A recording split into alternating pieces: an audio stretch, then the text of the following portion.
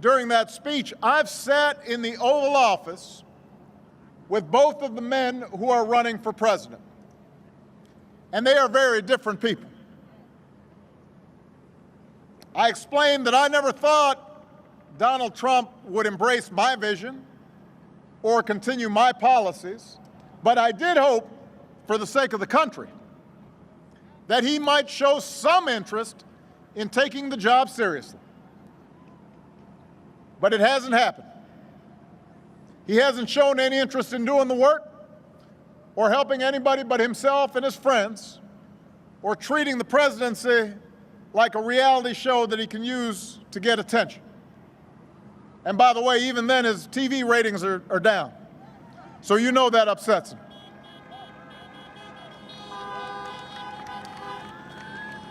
But the thing is, this is not a reality show, this is reality. And the rest of us have had to live with the consequences of him proving himself incapable of taking the job seriously.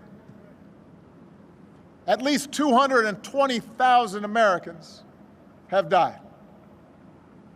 More than 100,000 small businesses have closed. Millions of jobs are gone. Our proud reputation around the world is in tatters.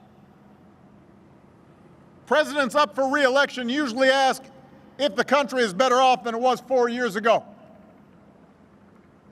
Well, I'll tell you one thing, 4 years ago, you'd be tailgating here at the Link instead of watching a speech from your cars. The only people truly better off than they were 4 years ago are the billionaires who got his tax cuts. Right now, as we speak, Trump won't even extend relief to the millions of families who are having trouble paying the rent or putting food on the table because of this pandemic. But he's been doing all right by himself. As it turns out, this was just reported in the last 48 hours. We know that he continues to do business with China because he's got a secret Chinese bank account. How is that possible? How is that possible? A secret Chinese bank account. Listen, can you imagine if I had had a secret Chinese bank account when I was running for re-election? You think Fox News might have been a little concerned about that? They would have called me Beijing Barry. It is not a great idea to have a president who owes a bunch of money to people overseas.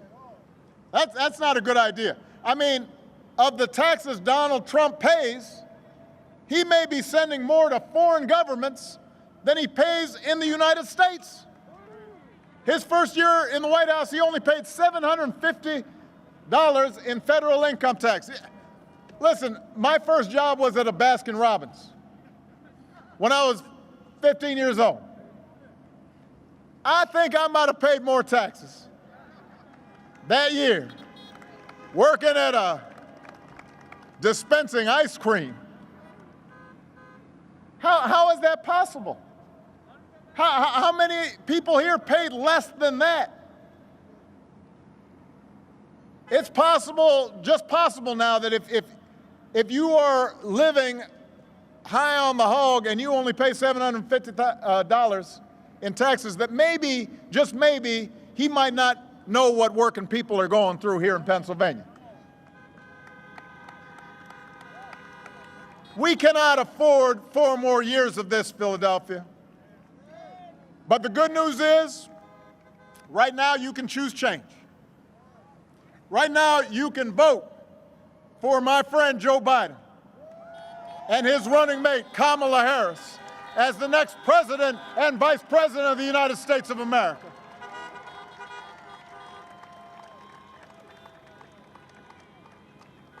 Now, Joe's no stranger to here. He's a native son, scrappy kid from Scranton. You know him, and you know he knows you. But let me tell you how I came to know him and how I came to love him. 12 years ago, when I chose when I chose Joe Biden as vice president, as my vice presidential running mate, I didn't know Joe all that well. We had served in the Senate together, but we weren't super close. He and I came from different places. We came from different generations. But I came to admire Joe as a man who has learned early on to treat everybody he meets with dignity and respect. Living by the words his parents taught him, no one's better than you, Joe, but you're better than nobody. And that empathy, that decency, that belief that everybody counts, that's who Joe is. That's who he'll be. And I can tell you the presidency doesn't change who you are, it reveals who you are. And Joe has shown himself to be a friend of working people.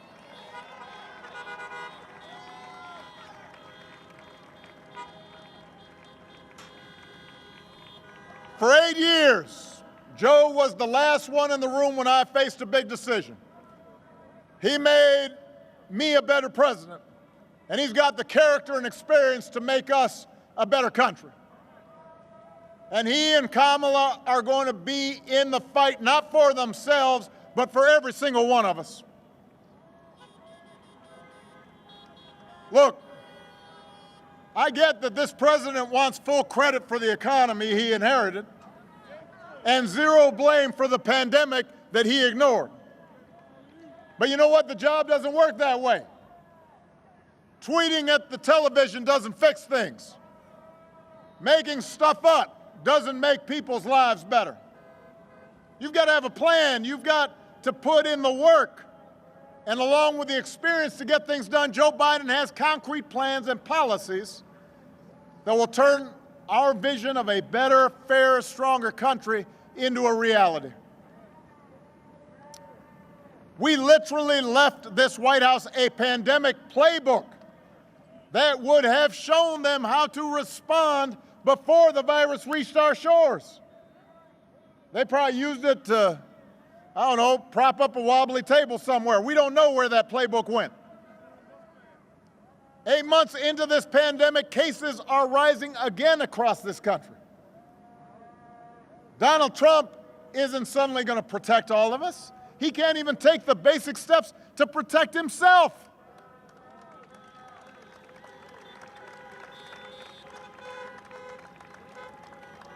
Just last night, he complained up in Erie that the pandemic made him go back to work. I'm quoting here. He was upset that the pandemic's made him go back to work. If he'd actually been working the whole time, it never would have gotten this bad.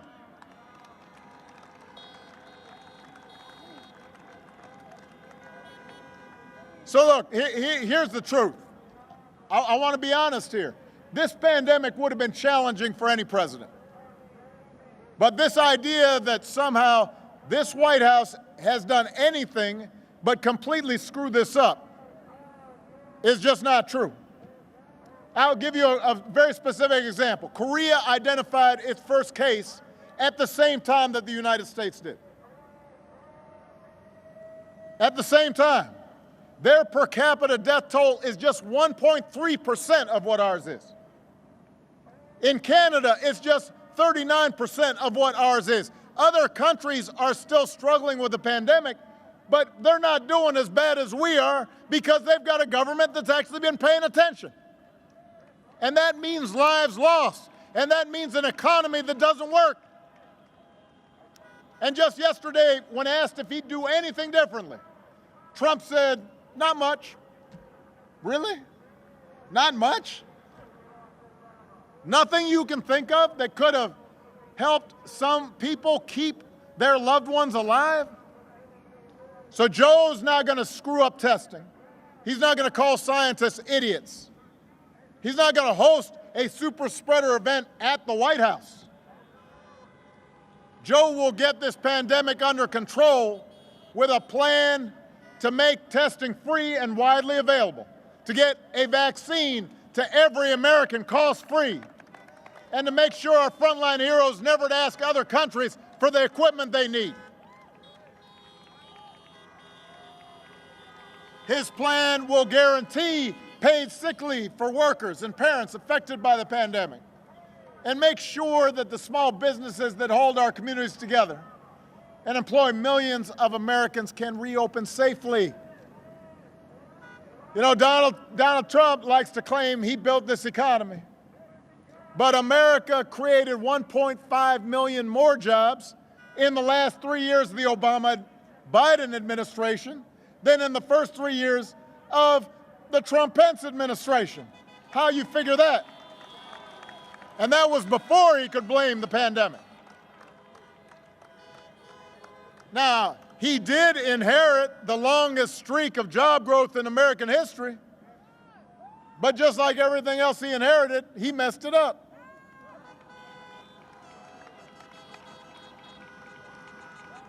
The economic damage he inflicted by botching the pandemic response means he will be the first president since Herbert Hoover to actually lose jobs. Joe's got a plan to create 10 million good, clean energy jobs as part of a historic $2 trillion investment to fight climate change, to secure environmental justice. And he'll pay for it by rolling back that tax cut for billionaires. And Joe sees this moment not just as a chance to get back to where we were, but to finally make long overdue changes so that our economy actually makes life a little easier for everybody. The waitress trying to raise her kid on her own. The student trying to figure out how to pay for next semester's classes. The shift worker who's always on the edge of getting laid off. The cancer survivor who's worried about her pre-existing conditions protections being taken away. Let me tell you something, Pennsylvania. This I know to be true. Joe and Kamala will protect your health care and expand Medicare and make insurance more affordable for everybody.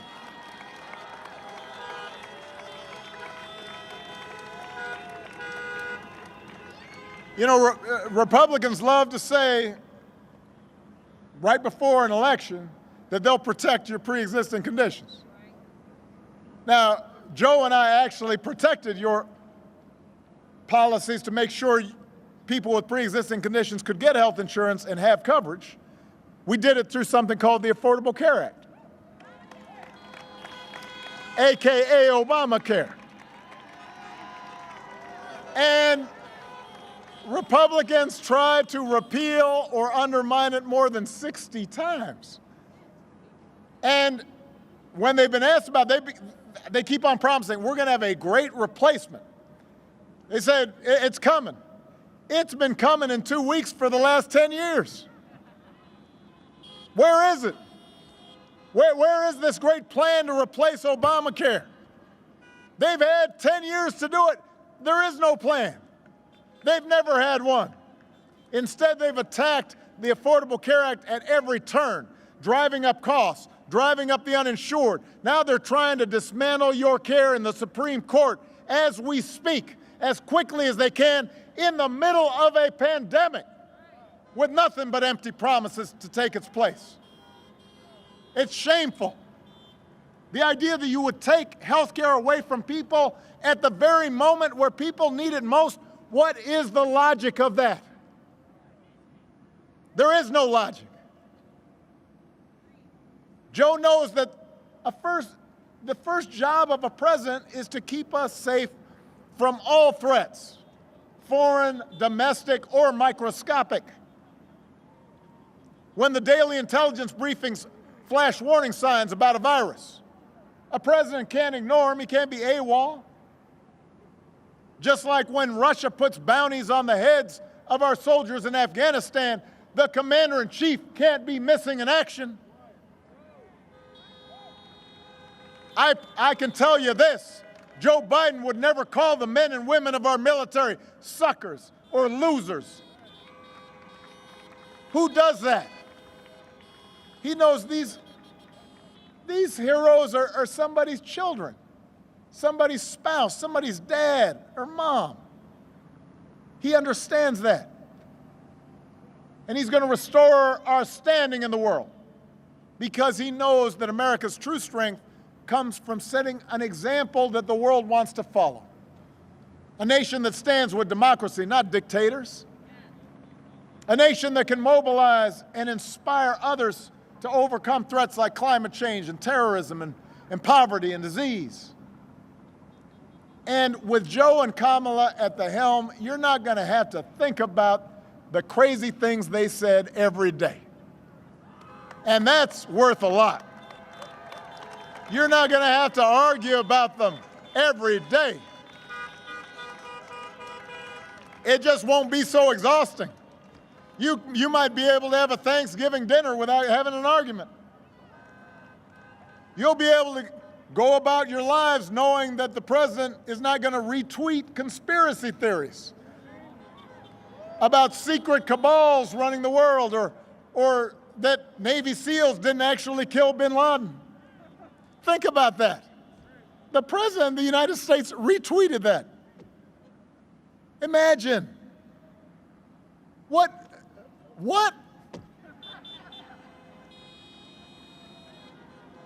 We're not going to have a president that goes out of his way to insult anybody who doesn't support him or threaten them with jail. That's not normal presidential behavior. We wouldn't tolerate it from a high school principal. We wouldn't tolerate it from a coach. We wouldn't tolerate it from a coworker. We wouldn't tolerate it in our own family, except for maybe crazy uncle somewhere, you know. Yeah, he's I mean, why would we expect and accept this from the President of the United States? And why are folks making excuses for that? Oh, well, that's just him. No.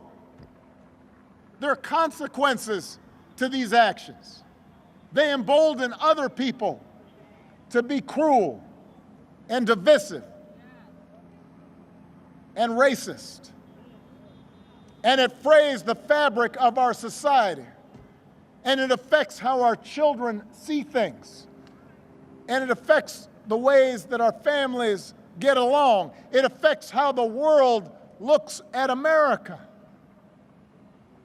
That behavior matters. Character matters.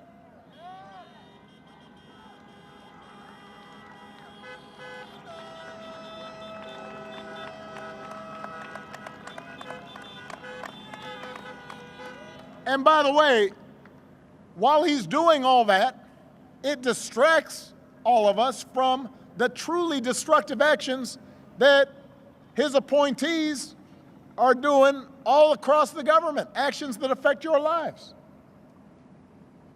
You know, the Environmental Protection Agency that's supposed to protect our air and our water is right now run by an energy lobbyist that gives polluters free rein to dump unlimited poison into our air and water. The Labor Department, that's supposed to protect workers and their rights. Right now, it's run by a corporate lobbyist who's declared war on workers. Guts protections to keep essential folks safe during a pandemic. Makes it easier for big corporations to shortchange them on their wages. The Interior Department, that's supposed to protect our public lands and wild spaces, our wildlife and our wilderness. And right now that's run by an oil lobbyist who's determined to sell them to the highest bidder. You've got the Education Department that's supposed to give every kid a chance, and that's run by a billionaire who guts rules designed to protect students from getting ripped off by for-profit colleges and stiff-armed students looking for loan relief in the middle of an economic collapse. I mean, the person who runs Medicaid right now is doing their best to kick people off of Medicaid instead of sign them up for Medicaid. Come on. When Joe and Kamala are in charge, they're not going to surround themselves with hacks and lobbyists, but they're going to appoint qualified public servants who actually care about looking out for you, for your job, for your family, for your health, for your security, for your planet. And that, more than anything, is what separates them from their opponents. They actually care about every American, including the ones that don't agree with them. And they're going to fight for you every day. They care about you, and they care about this democracy. They believe in a democracy. The right to vote is sacred, and that we shouldn't be making people wait in line for 10 hours to cast their ballot. We should be making it easier for everybody to vote.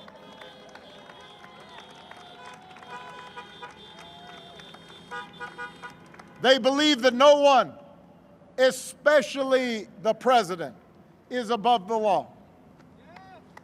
They understand that protest on behalf of social justice isn't un-American.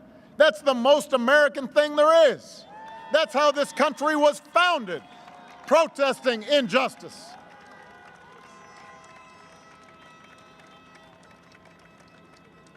They understand we don't threaten our political opponents, threatening to throw them in jail just because we disagree with them. They understand that our ability to work together to solve big problems like a pandemic depends more than on just photo ops.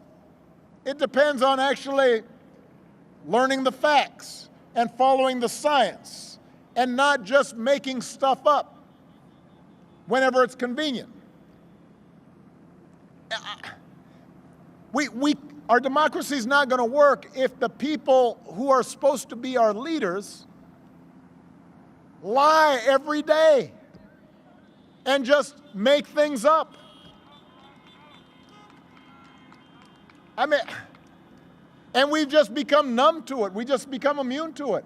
Every single day, fact checkers can't keep up. And look, this notion of truthfulness and democracy and citizenship and being responsible, these aren't Republican or Democratic principles, they're American principles. They're what most of us grew up learning from our parents and our grandparents. They're not white or black or Latino or Asian values, they're American values, human values, and we need to reclaim them. We have to get those values back at the center of our public life, and we can, but to do it, we've got to turn out like never before. We cannot leave any doubt in this election, because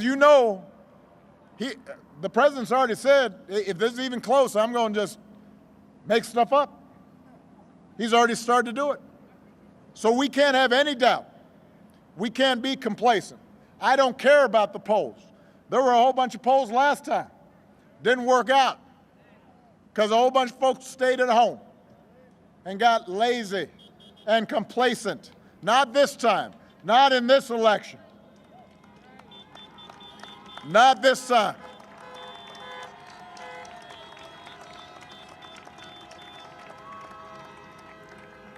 Listen. I understand why a lot of Americans can get frustrated by government and can feel like it doesn't make a difference. Even supporters of mine, during my 8 years, there were times where stuff we wanted to get done didn't get done, and people said, well, gosh, if Obama didn't get it done, then maybe it's just not going to happen.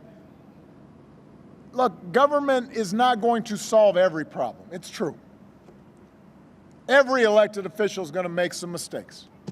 This is a big, complicated country, and the system's designed so that change happens slowly. It doesn't happen overnight.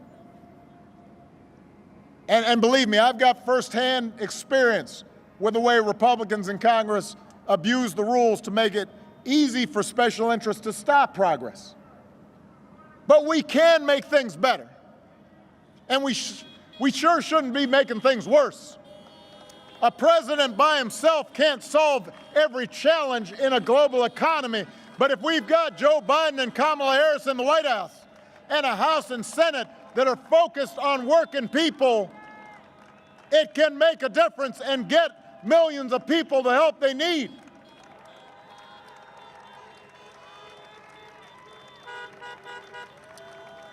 A president by himself can't eliminate all racial bias in our criminal justice system, but if we've got district attorneys and state's attorneys and sheriffs and police chiefs focused on equality and justice, it can make things better.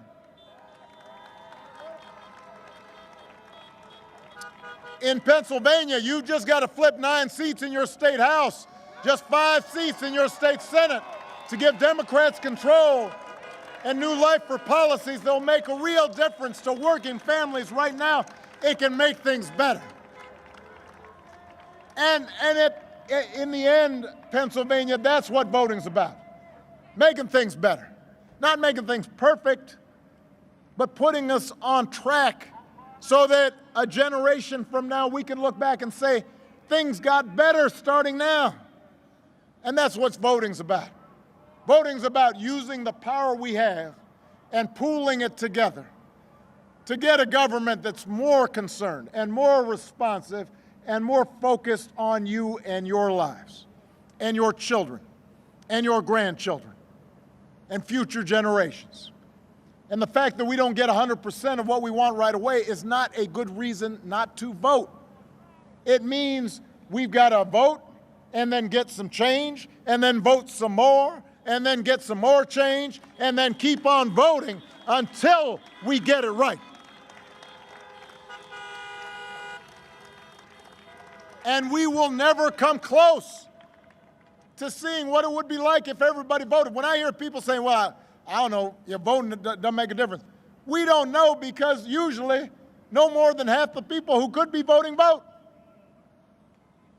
We get 50, 55% of people voting, and then people say, well, look, not enough change happened. Well, imagine what would happen if 60% voted. What about 70%?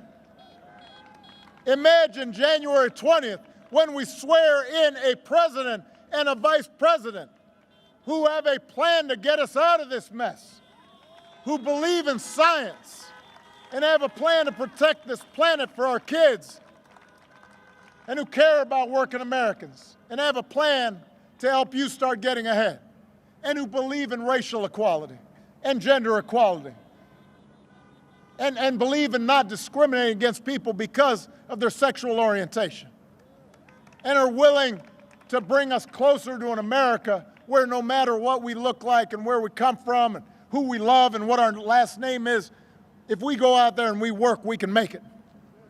And we're part of an American family. All of that is possible. All of that is within our reach if we vote. Because let me tell you something, Pennsylvania, some people ask me sometimes, they say, man, how have you been able to take it these last 4 years, just watching all this? How do you keep your spirits up? And I tell them, I say, look, for all the times these last 4 years that we've seen our worst impulses revealed, we've also seen what our country can be at its best.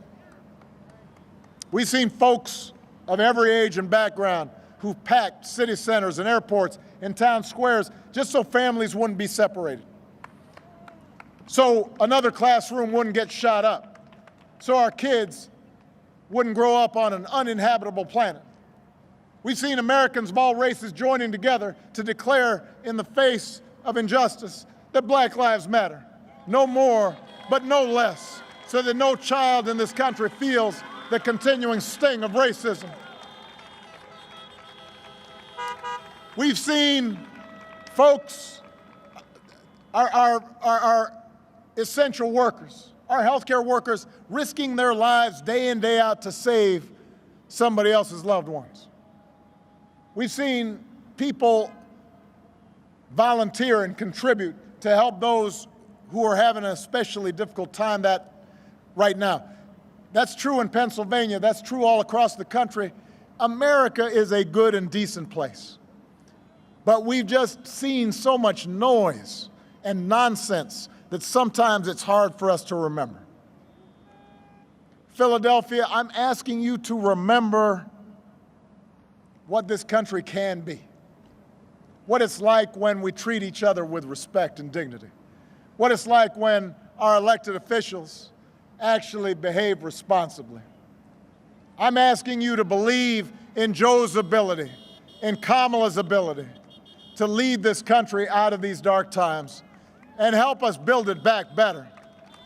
Because we can't abandon those who are hurting right now. We can't abandon the children who aren't getting the education they need right now. We can't abandon those protesters who inspired us. We've got to channel their activism into action. We can't just imagine a better future. We've got to fight for it. We've got to out-hustle the other side. We've got to outwork the other side. We've got to vote like never before and leave no doubt. So make a plan right now for how you're going to get involved and vote. Do it as early as you can. Tell your family, tell your friends how they can vote. Don't stop with Joe and Kamala. Make sure you vote all the way down the ticket.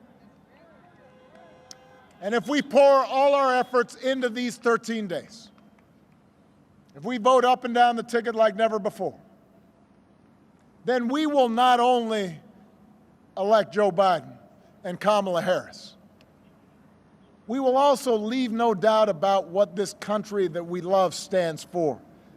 We will not leave any doubt about who we are as a people and the values and ideals that we embrace. What Lincoln called the better angels of our nature, those are still in us. We see them operating every single day. We see them in neighborhoods. We see them in churches and synagogues and mosques and temples. We see them in people helping out a neighbor. We see them inside our own families. We see that what is best in us is still there. But we've got to give it voice. And we've got to do it now. So let's get to work, people. Let's bring this home. I love you, Philadelphia. Honk if you're fired up. Honk if you're ready to go. Are you fired up? Are you ready to go? Are you fired up? Are you ready to go? Let's go make it happen. I love you, Philadelphia. Thank you. I love you.